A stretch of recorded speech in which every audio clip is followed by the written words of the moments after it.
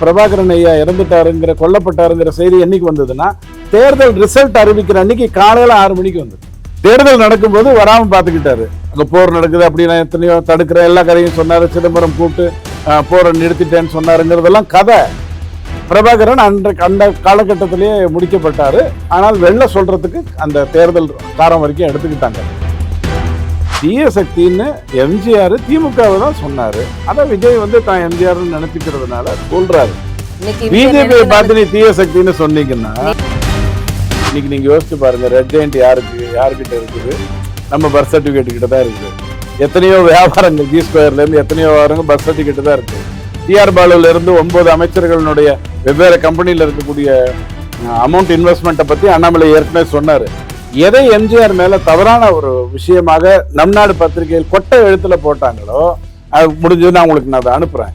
ஆனால் அதையே இன்னைக்கு முரண்பட்டு செய்யக்கூடிய தீய சக்தி திமுக. இதனாலதான் திமுகவை பார்த்து தீய சக்தின்னு சொல்றோம்.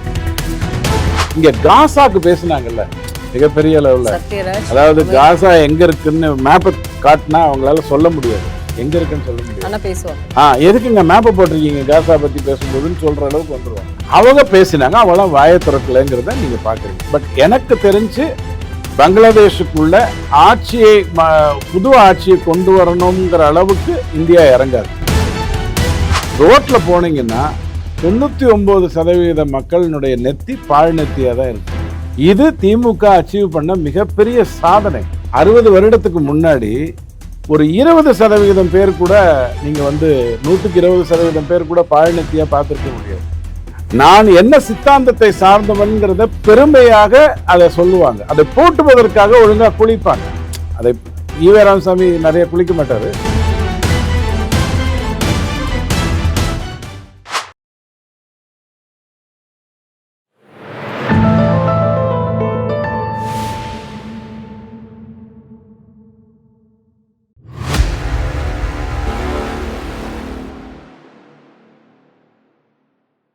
தாமரை டிவி நேயர்களுக்கு அன்பான வணக்கம். இன்று நமது நேர்காணலில் சிறப்பு விருந்தினர் துக்ளக் வாசகர் அரசியல் விமர்சகர் ரவி டிடிஎஸ் அவர்கள் நம்மோடு இருந்திருக்கிறார். சார் வணக்கம். சார் வணக்கம். தமிழக சட்டசபை தேர்தலுக்கு முன்னாடியே ஏப்ரல் 1 இருந்து நம்மளுக்கு ராஜ்யசபா தேர்தல் வர இருக்கு. 17 மாநிலங்கள்ல 72 எம்பிக்களோட சீட் காலியாகுது. இதுல திமுகவுக்கும் அதிமுகவுக்கும் ஒரு பெரிய போராட்டம் இருக்கும். இதுல அது இல்லாம இந்த தேர்தலை சமாளிக்கிறது ரொம்ப கஷ்டம் அப்படின்னு சொல்லப்படுது. இதை பத்தி கொஞ்சம் விளக்கம் சொல்லுங்களேன். இல்ல ராஜ்யசபா தேர்தல்ங்கிறது இந்தியாவில் எத்தனை மாநிலத்தில் நடந்தாலும் எப்படி நடந்தாலும் அசம்பிளியில் உங்களுக்கு என்ன சீட் இருக்கு? இவங்களுக்கு 75 சீட் இருக்கா அதிமுக கூட்டணிக்கு? அவங்களுக்கு மீதி இருக்கிற சீட் இருக்கா? இதில் ஏதாவது சுயேட்சை 1-2 இருந்து அது விலை போச்சு அப்படின்னு சொன்னால் 34 ஒரு சீட். ஒரு எம்பி ஆகணும்னா எனக்கு தெரிஞ்சு 34 எம்எல்ஏக்கள் கையெழுத்து போடணும். 68 பேர் அதிமுகவில் கையெழுத்து போட்டுருவாங்க. அப்போ மீதி இருக்கிற 7 எம்எல்ஏக்கள் என்ன ஆவாங்க? அவங்க மாறி ஓட்டு போட்டால் விப்பு வந்துச்சுன்னா அது தப்பாகும். ஸோ அப்போ சைலண்ட்டாக இருப்பாங்க. ஐயோ நல்ல பணம் போச்சு அப்படின்னு அவங்க வருத்தப்படுவாங்க. அந்த சைடில் கிட்டத்தட்ட 155 அந்த மாதிரி இருக்கா. 155 அப்படின்னா 34 கணக்கில் எடுத்துக்கோங்களேன். 5 எம்பி அவங்க தேர்ந்தெடுக்க முடியும்னு வந்ததுன்னு சொன்னால் ஒரு 1-2 வாங்கணும் அப்படிங்கிற பிரச்சனையெல்லாம் வரும். இவ்வளவு தான். ராஜ்யசபாவை பொறுத்த வரைக்கும் நீங்கள் நல்லவங்களை மேலே அனுப்பணும். இதுதான் ஆக்சுவலாக நோக்கம். ராஜ்யசபாங்கிறது மேலே வைன்னு எதுக்கு கூப்பிட்டாங்கன்னா மேலே இருக்குங்கிறதுனால இல்லை, மேலோர்கள் இருக்கிற ஒரு இடம் அப்படிங்கிறதுக்காக தான் கூப்பிட்டாங்க. எஸ் சந்திரன் போயிருக்காரு, கமலஹாசன் போயிருக்காரு. நான் தப்புன்னு சொல்லலை, தகவல் மட்டும் கொடுக்குறேன். யார் வேணாலும் ரவி பெர்னாடு கூட போயிருக்காரு. அந்த மாதிரி யாருக்கு சீட்டு கொடுக்குறாங்கங்கிறது தான் இஷ்யூ. போன முறை என்னாச்சு, அதிமுகவில் உனக்கு ஒரு ஆள்னா எனக்கு ஒரு ஆளுன்னு சொல்லி ஓபிஎஸ்ஸுக்கும் இபிஎஸ்ஸுக்கும் ஒரு பிரச்சனை இதுக்கு முன்னாடி நான் சொல்கிறேன். அவர் யாரை தேர்ந்தெடுத்தாருன்னு இன்னைக்கு ஓபிஎஸ்ட போய் கேள்வி பாருங்க. நீங்கள் ஒரு ராஜ்யசபாக்கு ஒரு மெம்பர் அமைச்சிங்களா, அவர் பேர் என்னன்னு கேளுங்க, அவருக்கு தெரியாது. அந்த மாதிரி தான் நடக்கும் உண்மையை சொன்னால். பட் ராஜ்யசபாவில் பெரிய விஷயம் என்னன்னா, லோக்சபாவில் நீங்கள் என்ன பாஸ் பண்ணாலும் அந்த சட்டம் ராஜ்யசபாவிலும் பாஸ் ஆனால்தான் இந்தியாவில் அது சட்டமாக எடுத்துக்கொள்ளப்படும். அவ்வளோ முக்கியத்துவம் வாய்ந்த ஒரு அமைப்பு, வேற ஒன்றும் இல்லை. ராஜ்யசபாவில் பாஸ் பண்ணிட்டீங்கிறதுக்காக நீங்கள் எதுவும் சொல்லி தப்பிச்சுக்க முடியாது. அது ரெண்டாவது. விமன்ஸ் ரிசர்வேஷனை பொறுத்த வரைக்கும் லோக்சபாவில் பாஸ் பண்ண முடியாமல் காங்கிரஸ் என்ன பண்ணுச்சுன்னா ராஜ்யசபாவில் நாங்கள் பாஸ் பண்ணிட்டோம்னு கை தட்டிக்குச்சு. லோக்சபாவில் அதால் பாஸ் பண்ண முடியல. அதனால தான் மோடி ஐயா வந்ததுக்கப்புறம் தான் அது வந்தது. இவ்வளவு தான் அதில் இருக்கிற விஷயம். இப்போ ஒரு 6-7 பேர், அதெல்லாம் கிட்டத்தட்ட 110-120 கோடி சமாச்சாரம் ராஜ்யசபா எம்பிங்கிறது. அதாவது நல்லவங்களை அனுப்பணுங்கிறது நம்மளுடைய கருத்து. யார் நல்லவங்களை பரிந்துரை பண்ணுவாங்க? பெரிய சாராய அதிபர், பெரிய பணக்காரர், அவர் பரிந்துரை பண்ணி இவர் அனுப்புங்க அப்படின்னு சொல்லி பண்ணுவாங்க.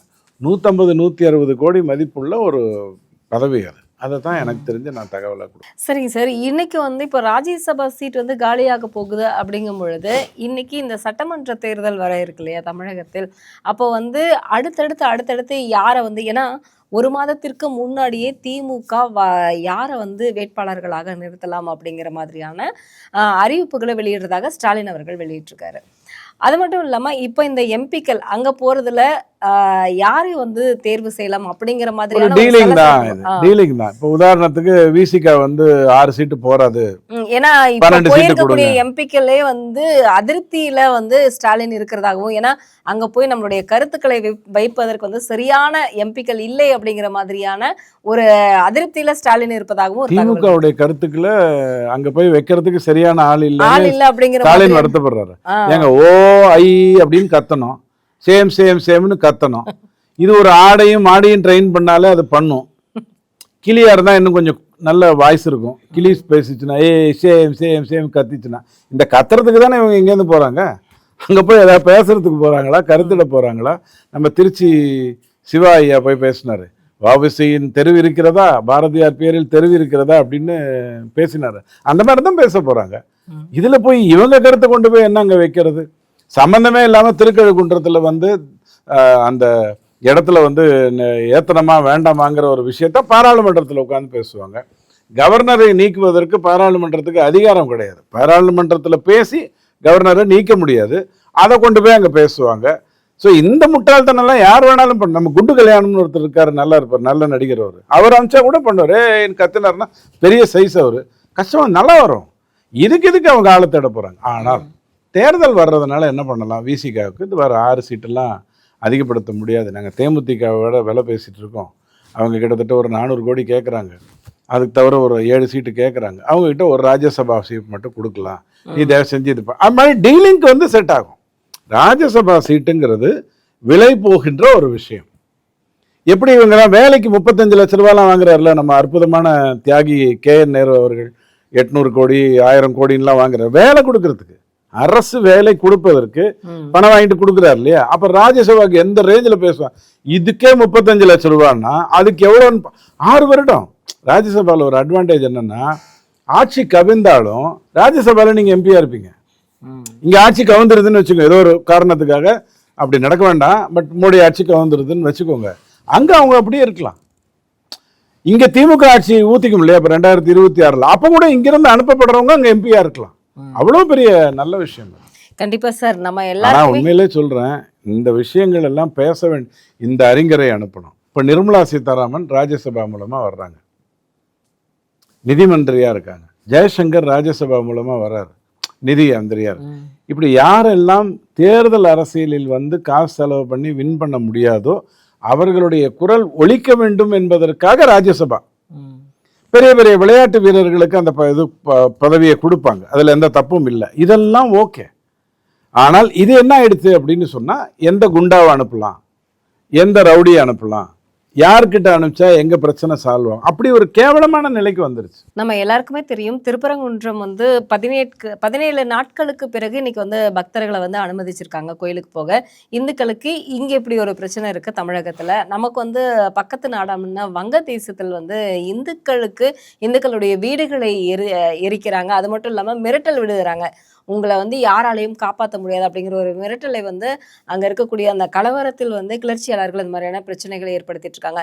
இதுல வந்து சரோட் இசைக்கலைஞர் வந்து ஷிராஸ் அலிகான் வந்து, நான் இந்தியன் அப்படிங்கிறதையே மறைத்து கொண்டு உயிர் தப்பிப்பதற்காக நான் அப்படி வந்தேன் உயிர் பிழைப்பதற்காக நான் இங்கே வந்தேன், இந்தியா திரும்பி வந்திருக்கேன் அப்படிங்கிற ஒரு அதிர்ச்சியான தகவலை வந்து வெளியிட்டிருக்காரு. ஏன்னா வங்கதேசத்தில் இந்தியர்களுக்கு பாதுகாப்பு இல்லை அப்படின்னு சொல்லியிருக்காரு. அங்கே என்ன பிரச்சனைகள் நடக்குது, என்னதான் அங்கே பிரச்சனை அப்படிங்கிறத வந்து கேள்விக்குறியாகவே இருக்கு. இந்துக்களை ஏன் இப்படி வந்து கொலைவெறியோட தாக்குதல் நடந்துட்டு இருக்காங்க? இல்லை, ஃபஸ்ட்டு ரெண்டும் கம்பேரிசனுக்கு கரெக்டானது இல்லை. திருப்பரங்குன்றத்தில் இந்து கோவிலில் வந்து இந்துக்கள் போகிறதுங்கிறது, இன்றைக்கி அவங்க தர்காவுக்கு போகிறாங்கன்னா நீங்கள் இங்கே இன்னும் இந்துக்கள் போக முடியாமல் இருக்குங்கிற ஒரு கேள்வி வருங்கிறதுக்காக வாங்க இங்கேயும் இந்துக்கள் இப்படி தாக்கப்படுறாங்க, வெளிநாடுகளையும் இதே மாதிரி ஒத்துக்கிறேன். அதாவது திமுக காங்கிரஸ் ஆளுகின்ற இடத்தில் இந்துக்கள் கேவலமாக நடத்தப்படுவார்கள், அசிங்கமாக பார்க்கப்படுவார்கள் அப்படிங்கிறது வந்து நிதர்சனமான உண்மை. அதில் வந்து மாற்று கருத்தே கிடையாது. திமுக சாதியை ஒழிச்சுதா, தமிழை வளர்த்ததா அப்படிங்கிற கேள்வியெல்லாம் ஒரு பக்கம் வச்சுக்கோங்க. ரோட்டில் போனீங்கன்னா 99% மக்களினுடைய நெத்தி பாழ் நெத்தியாக தான் இருக்குது. இது திமுக அச்சீவ் பண்ண மிகப்பெரிய சாதனை. 60 வருடத்துக்கு முன்னாடி ஒரு 20% பேர் கூட நீங்கள் வந்து 100% பேர் கூட பாழ் நெத்தியாக பார்த்துருக்க முடியாது. நான் என்ன சித்தாந்தத்தை சார்ந்தவன்கிறத பெருமையாக அதை சொல்லுவாங்க. அதை போட்டுவதற்காக ஒழுங்காக குளிப்பாங்க.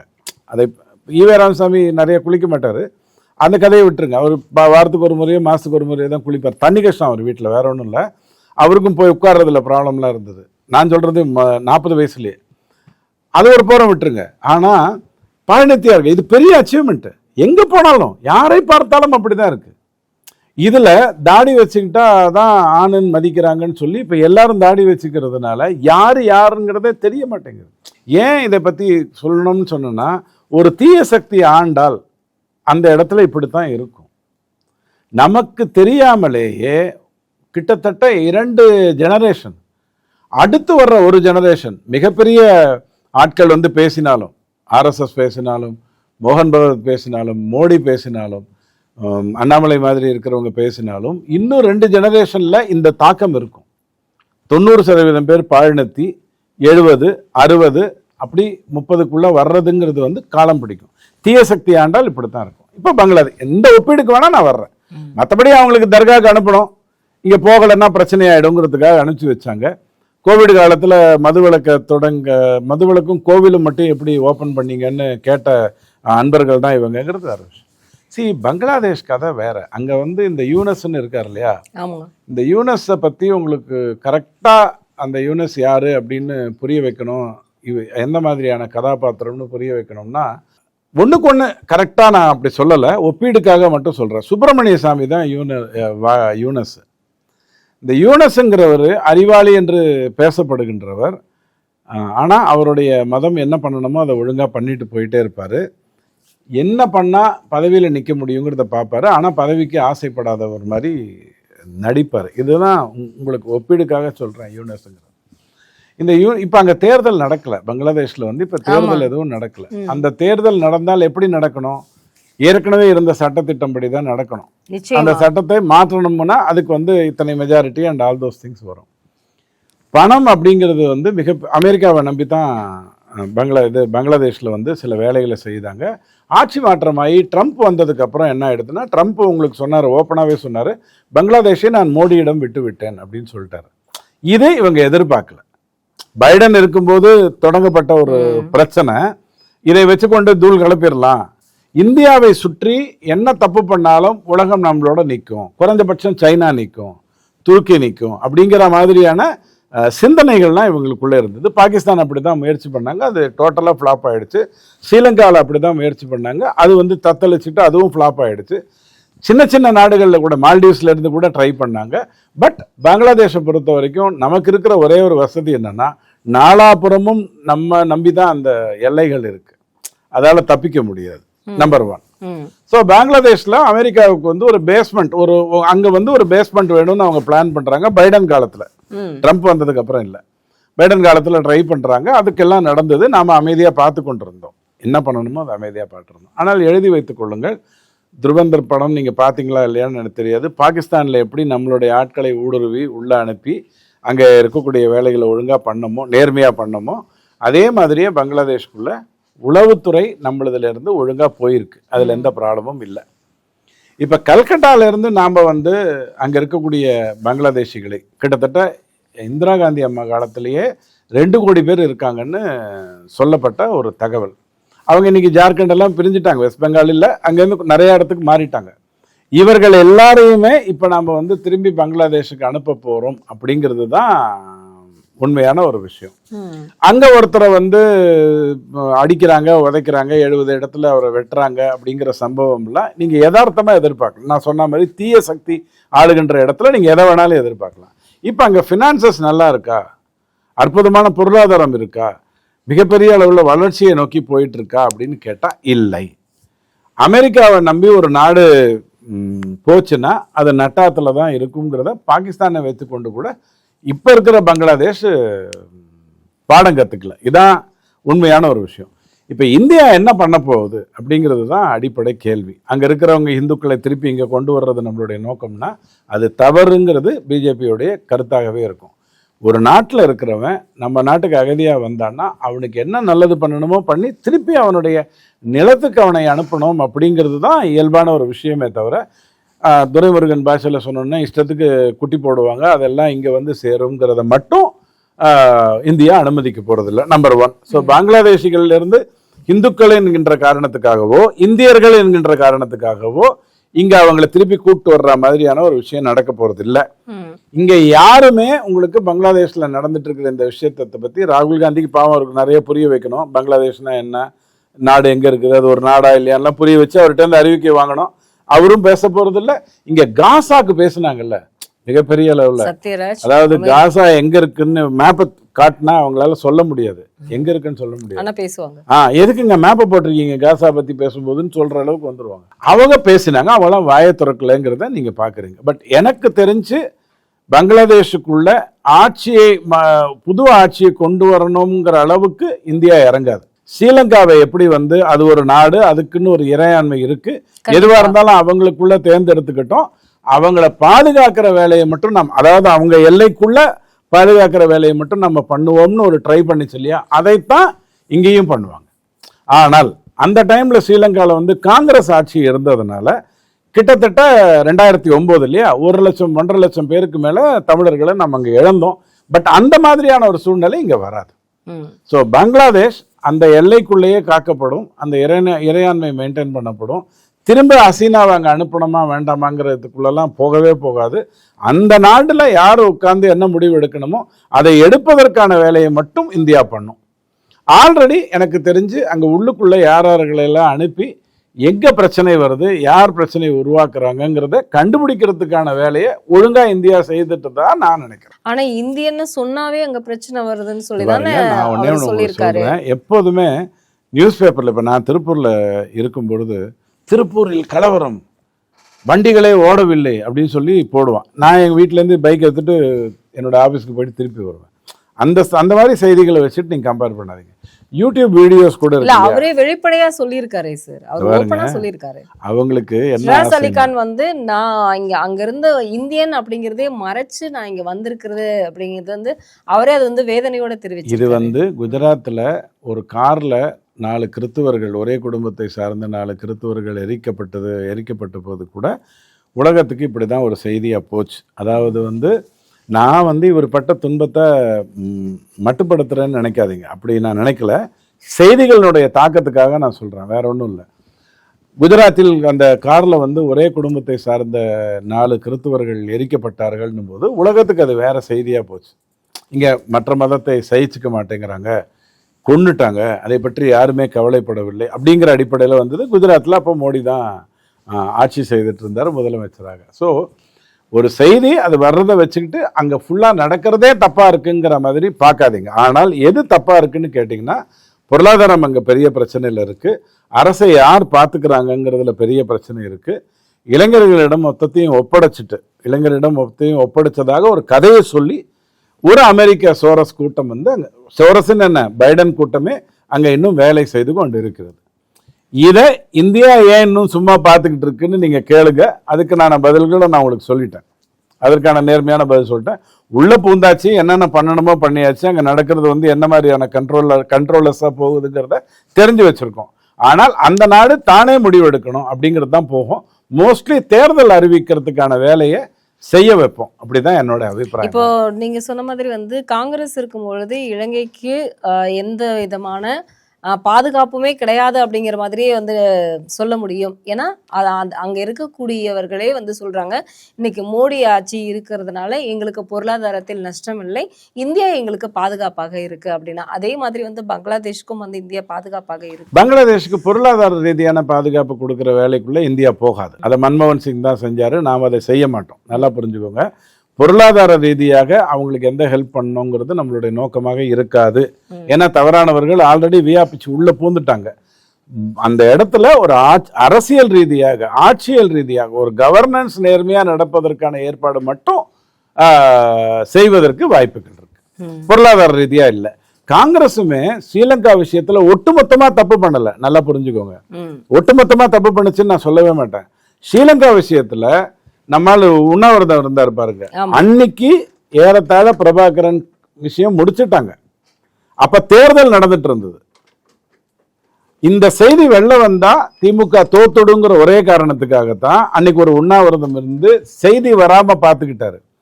செய்தி எப்ப தெரியுமா வந்தது? பிரபாகரன் ஐயா இறந்துட்டாருங்கிற, கொல்லப்பட்டாருங்கிற செய்தி என்னைக்கு வந்ததுன்னா, தேர்தல் ரிசல்ட் அறிவிக்கிற அன்னைக்கு காலையில 6 மணிக்கு வந்தது.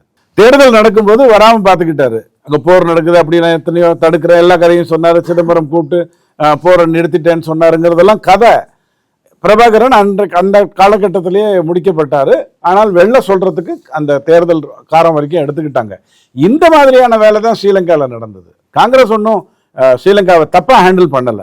ஆனால் டிஎம்கே அதுல வந்து தன்னுடைய பாதிப்பு இல்லாம பாத்துக்குச்சு. பாஜகவை தீய சக்தின்னு சொல்றதுக்கு விஜய்க்கு தைரியம் இருக்கா அப்படின்னு கம்யூனிஸ்ட் முத்தரசன் வந்து கேள்வி எழுப்பியிருக்காரு.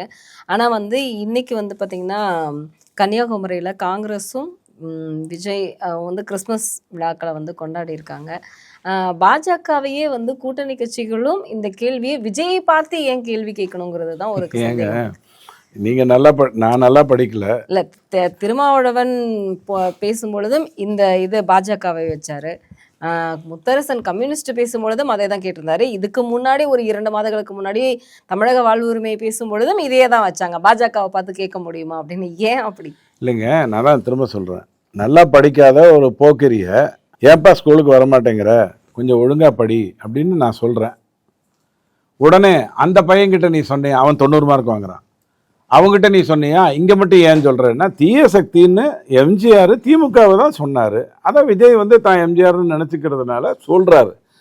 பிஜேபியை பார்த்து நீ தீய சக்தின்னு சொன்னீங்கன்னா, நினைவு நாளுக்கு கூட ஒரு மலர் மாலை தூவி வந்து எதையும் பண்ணல. ஆனா விஜய் மட்டும் எம்ஜிஆரை பத்தி பேசுறாரு. இங்க பாருங்க, எம்ஜிஆர் அவரே எம்ஜிஆர் ஆயிட்டதுனால அவர் இறக்கவே இல்லை, நான் தான் எம்ஜிஆர்னு நினைச்சுக்கிட்டாருன்னா நீங்க ஏதாவது பர்த் சர்டிஃபிகேட் மாத்திட்டா சிக்கல் ஆயிடும். நல்லா யோசிச்சுக்கோங்க.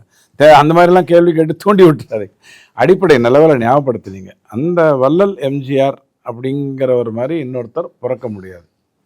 அவருக்கு ஆண்டவன் கொடுத்த அத்தனை உதவிகள் மாதிரி கரெக்டா நேர்மையா கொடுத்த உதவிகள் மாதிரி வேற யாருக்குமே கிடைக்காது.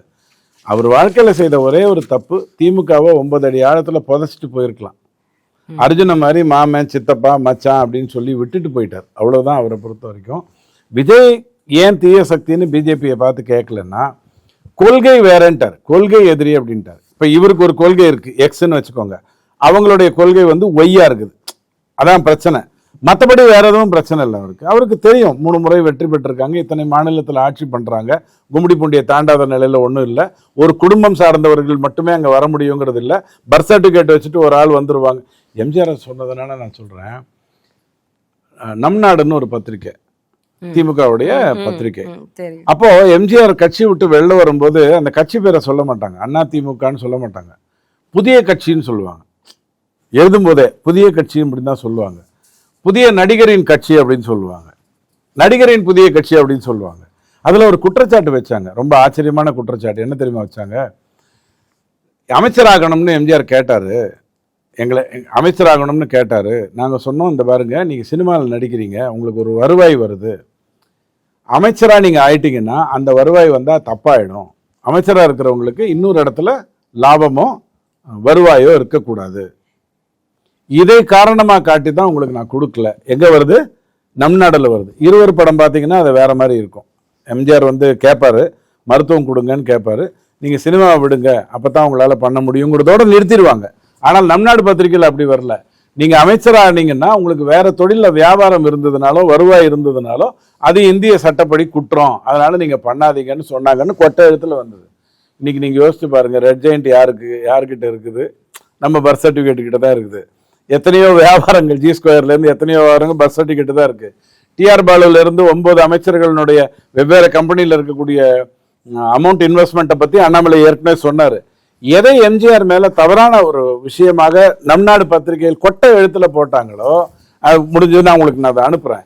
ஆனால் அதையே இன்னைக்கு முரண்பட்டு செய்யக்கூடிய தீய சக்தி திமுக. இதனால தான் திமுகவை பார்த்து தீய சக்தின்னு சொல்கிறோம். நாம இல்லை, எம்ஜிஆர் சொன்னார் அப்படிங்கிறது தான் நம்ம முக்கியமாக பார்க்கணும்.